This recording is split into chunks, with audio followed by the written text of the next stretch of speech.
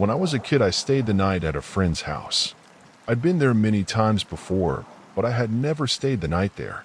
His mom was a heavy smoker and his dad drank a lot of beer. Besides that, they were the perfect family. So my buddies and I stayed up late eating junk food, drinking soda, and playing N64. Around 2 a.m., we all decided to go to sleep. I woke up to the sound of a crash, like someone had knocked over the good china. I tried to wake up my friends, but they wouldn't move. So I crept up the stairs alone in the dark. When I got to the top step, I saw something had tipped over onto the dining room table. As I got closer, I could barely make out two figures. One was my friend's dad, his head trapped between what had fallen and the table. The other was just a shadow. Its head twisted in my direction and screeched. I just stood there, terrified.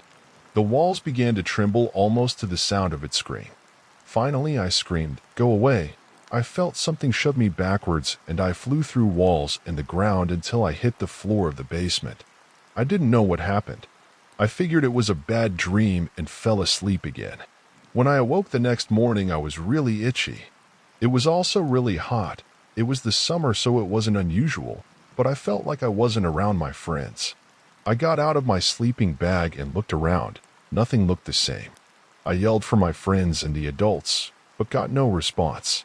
I walked around crying for what felt like hours, until I started to hear voices underneath me. I heard them calling my name. I couldn't tell who it was at the time, so I was silent. After a few minutes, I heard my mom. She was praying for me to come home. I heard her crying, and I called out to her. She stopped so abruptly I almost didn't notice until she started screaming for my dad. After a few minutes of me crying and her consoling me, they found me in the attic. From what I could gather, I had apparently disappeared from my friend's house in the middle of the night 4 days prior. They thought I had been kidnapped, as my friends' families checked out. Police had been looking for me, family, friends, almost the whole town. All the while I was in the attic. So everyone understands, there was not an entryway to the attic in the house. If you wanted to get in there, you had to go through a window on the side of the house. You would need a 20-foot ladder, plus power tools. But I was around 10. The only other way was to break through the ceiling inside the house. I was taken to the hospital, interviewed by police and psychiatrists, and they all couldn't explain what happened. I had 5 long scratches down my back, all parallel in the same length and width. Marks along my arms and legs, and the white of one of my eyes was red for a month. My eyes are normally blue, but one was red and blue. I didn't show signs of torture or psychological distress. It was like I teleported there.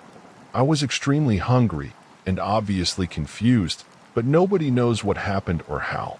It's been many years now, and to this day nobody has any clue what happened. Recently, I was taking the train home around 11 p.m. and reading on my phone. I get near my stop, look up, and notice a 20-year-old guy on the opposite end of the train looking at me. He looked and dressed normal, had a neutral expression on his face, and looked away a moment after we made eye contact. But I don't know how else to explain it. I knew he was a bad person who had bad intentions toward me. It was like all his energy was directed toward me in a point. And although he was trying to look casual, I knew he was paying way too close attention to me, sizing me up. I knew he was going to try something. So I put away my phone, got a better grip on my bag, and tried to look neutral and bored as my stop approached. When the doors opened at my stop, I sit there a beat too long to see if he's getting up. He doesn't. I quickly stand and exit the train. He suddenly jumps up and gets off the train too, just before the doors close, like he just remembered it's his stop. Shit, now I know it's going down. He's several steps ahead of me, walking toward the exit stairs. I walk behind him slowly, like comically slow. He slows down his gait too, doing ridiculous shit like screeching and just ambling around. I know he wants me to pass him so he can sneak up on me, but I want to keep an eye on him. Finally, I decide I'd rather pass him than be alone in a long, empty subway tunnel at night with him. So I quickly pass him out of arm's reach, and he follows me up the stairs. Even though he's acting casual, I can still feel his energy pointed at me, if that makes sense. I get to the top of the stairs and start walking toward the exit turnstile. He's a couple steps behind me. There's subway employees here, but if I leave the subway, it'll be just me and him on the street in my not very busy neighborhood. I know he's following me and I don't want him to know where I live. So suddenly I stop, turn around, and look straight at him. He also suddenly stops, looks up at the ceiling all innocent, real smooth, and after a second, goes back down the other set of subway stairs which will take him in the totally opposite direction he had been traveling. So either he suddenly realized he was totally lost, or he realized I wasn't going to let him rob me or worse and had to abort mission. I waited there for a few seconds to make sure he was really going back downstairs, and just before he hit the platform he looked up and gave me the evil look. His veil of casual dropped completely and he looked at me with pure hate. I actually just got chills thinking about it. I don't know what his plans were for the evening, but I messed them up and he hated me for it. I waited a few seconds on the exit stairs to make sure he wasn't coming after me and walked home quickly, checking behind me the whole way. Worst part is he probably just went looking for some other person to attack. I'm a 25-year-old university student. I won't disclose my location for privacy reasons, but just know I live in a large European city. I'm working towards a postgraduate degree in English. My school has very limited accommodation, so I don't live on site. I have a smallish studio apartment flat in the outskirts of my city. It's a pretty long journey from my home to campus. Almost every night, I stay late, studying in my university library. Almost every night, I make the walk home in the dark. Once I've left the campus, my route takes me through the nearby park until I reach the canal. I then walk along a footpath, following the canal for half an hour or so, before turning into suburban streets. Another 15-minute walk takes me to a train station, where I catch a night train to my home area. I'm only describing my nightly journey to you because it is important to my story. The night has never bothered me. In fact, I like walking on my own when it is late and nobody else is around. It has always calmed me and given me space to think. I enjoy my own company. Thursday last week was like any other evening. I reluctantly finished up working in the library and, rubbing my tired eyes, packed up my things. I remember glancing at my watch and seeing the time, a little past 10 p.m. Leaving the building, I made my way across the lawn which forms the central courtyard of my campus. Large floodlights illuminate the entire area. They are brilliantly bright, almost blinding. Reaching the main gates of the university, I turned, following a small road, enclosed with trees. The university is situated next to a park. At this time of year, it is a lovely stretch of green during the day. However, it would be almost untraversable at night if not for the streetlights which line the paths. That is how dark it grows here past twilight. On either side of me, as I walked, there was simply a thick wall of blackness, with only the path ahead of me lit up. Every time I walk through the park, I always have the same uncomfortable thought. I always wonder about how someone could be standing only a few meters away from me in the shrubbery, and I would have no idea.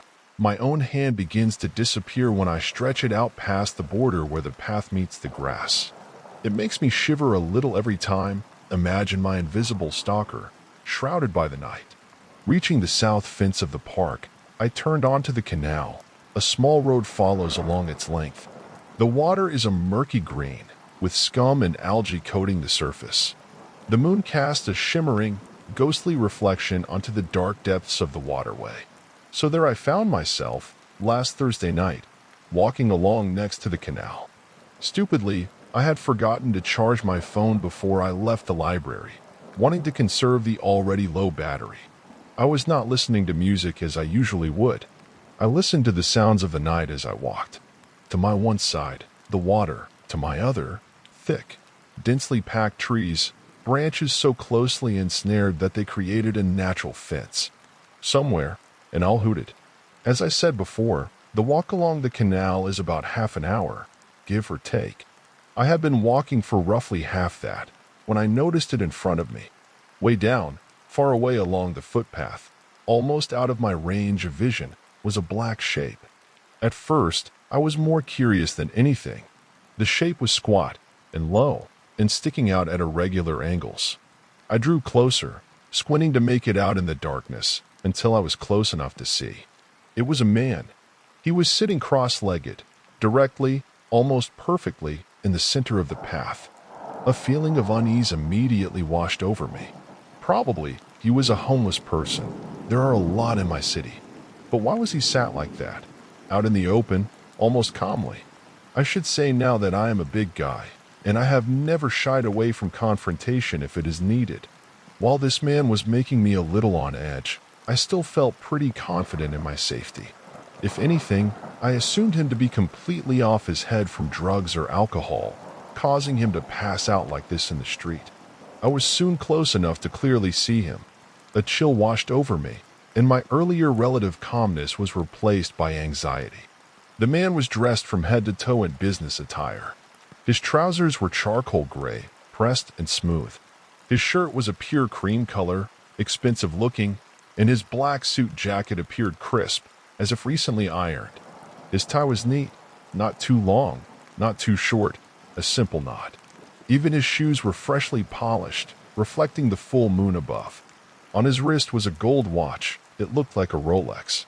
His build was hard to make out from his cross-legged seated position, but he looked skinny. His skin was pale, standing out the darkness. His hair was jet black and had been slicked back sharply backwards across his head and down his neck. There was far too much gel in his hair. It clogged his scalp like glue, glistening in the moonlight.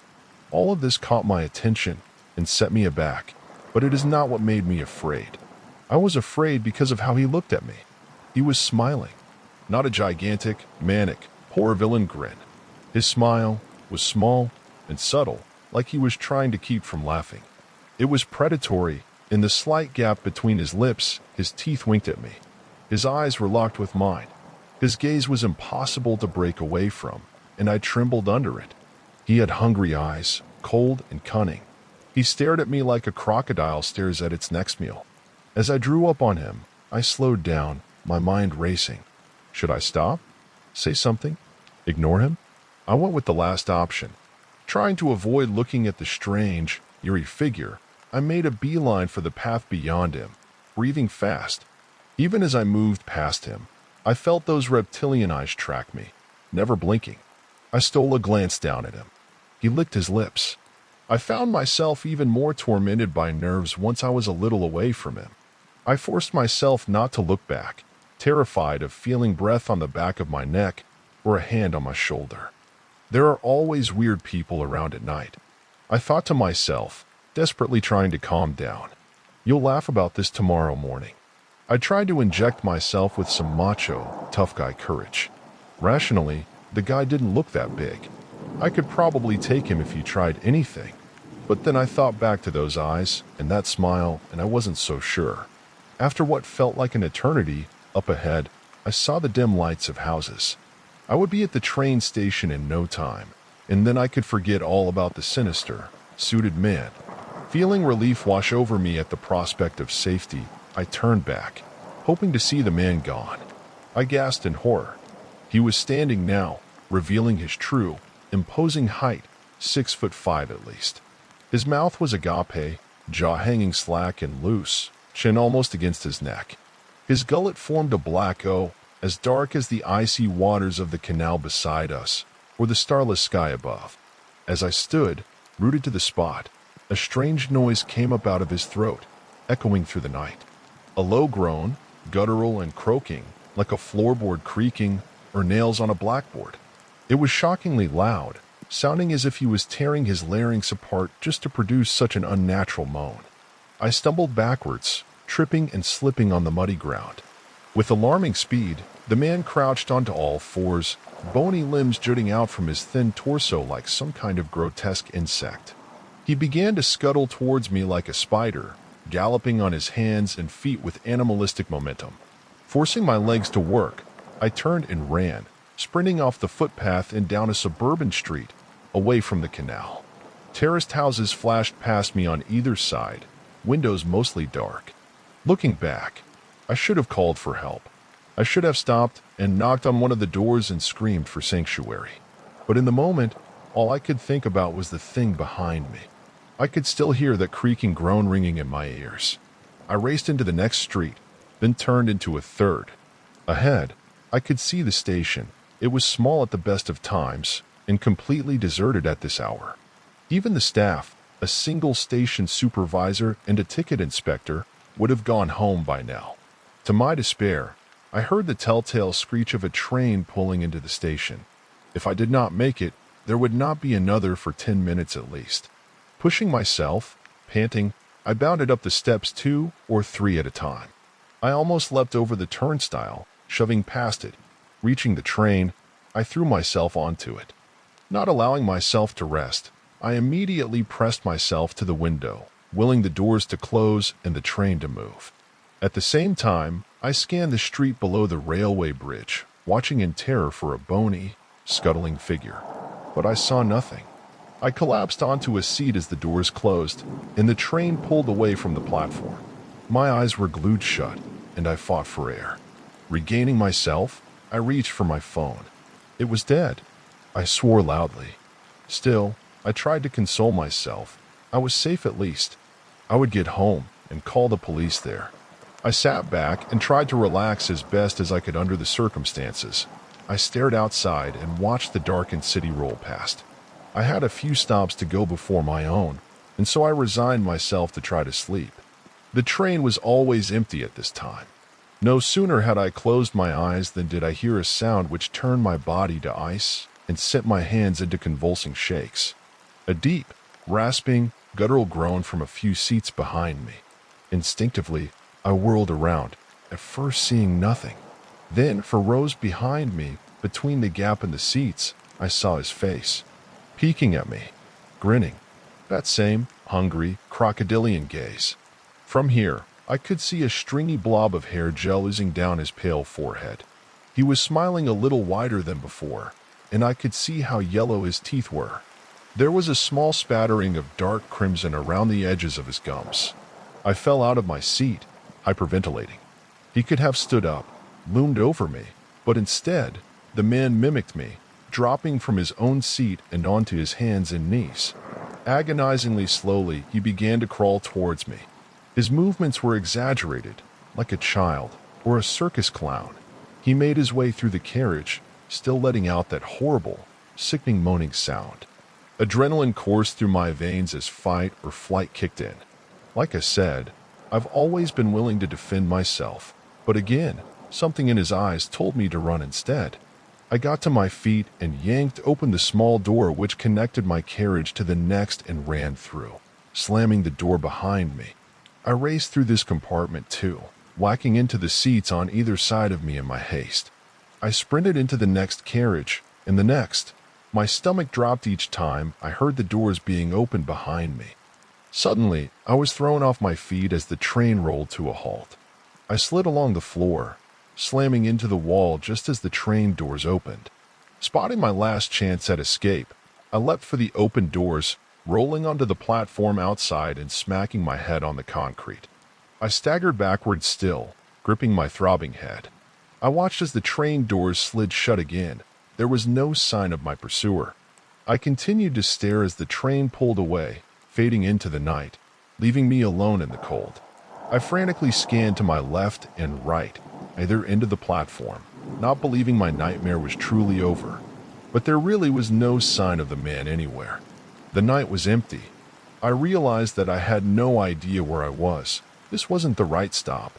Slowly, I made my way off the platform and down the stairs, my head turning on a swivel to check behind me. I felt anything but safe. I left the station in a daze. My heart felt like it was going to burst through my chest.